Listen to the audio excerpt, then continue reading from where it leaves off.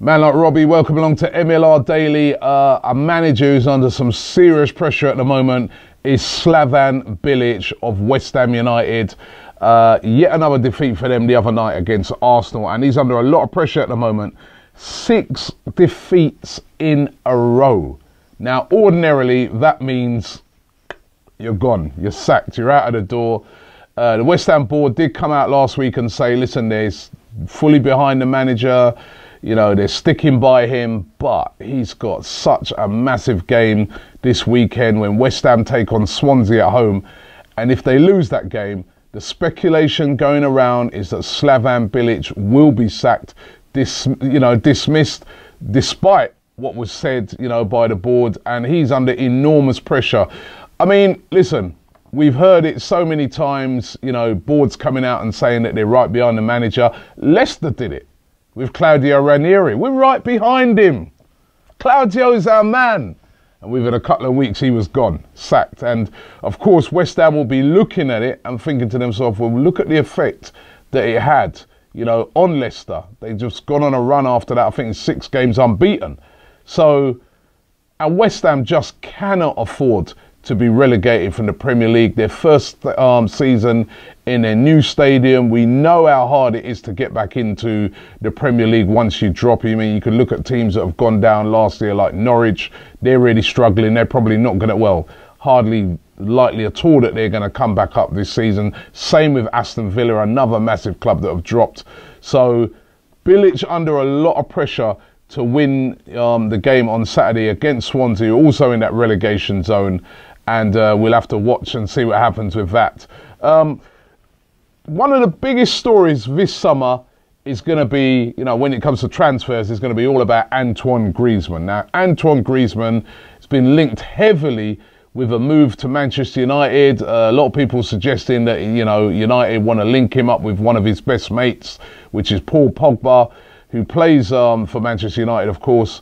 Greizmann coming out yesterday and saying, listen, I'm tired of all the speculation around it. I'm happy at Atletico Madrid, but will he stay there is what a lot of people are asking.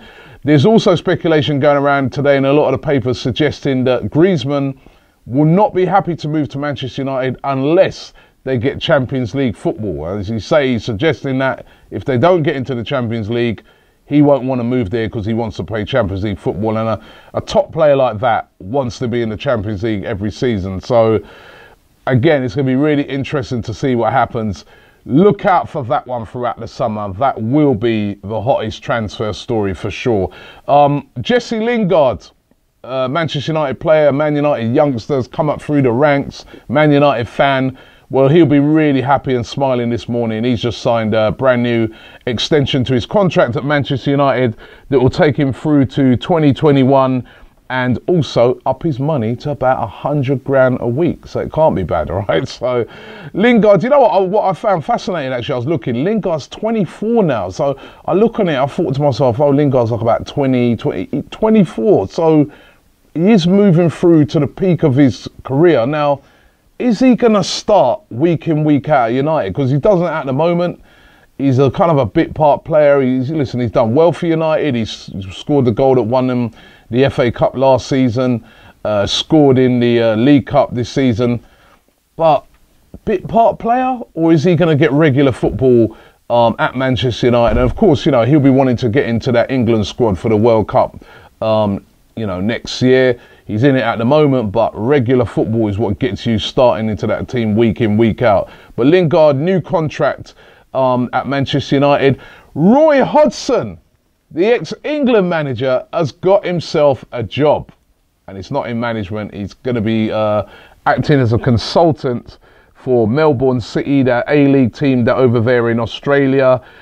He's going to be there, working and mentoring their coaches and managers, etc. So Roy Hodgson back in football, not in management. I thought he might struggle to get a managerial job after what happened with England, because it was such a dreadful exit for England in the Euros. But Roy Hodgson is now back in football.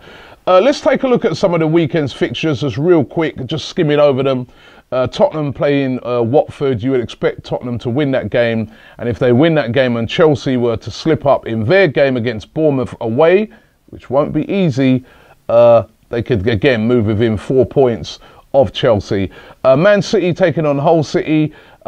Big game now for Hull. Big game for Man City if they want to get in that top 4.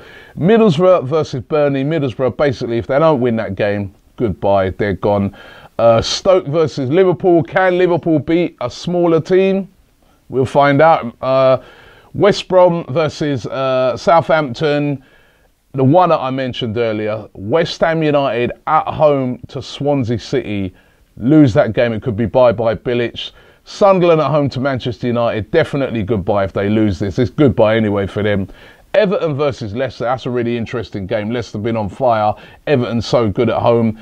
And on Monday night, Crystal Palace fighting for their lives up against Arsenal, who are trying to get into the top 4. So lots of great games to look forward to this weekend. We'll preview them a bit more tomorrow here on Man Like Robbie. Man Like Robbie.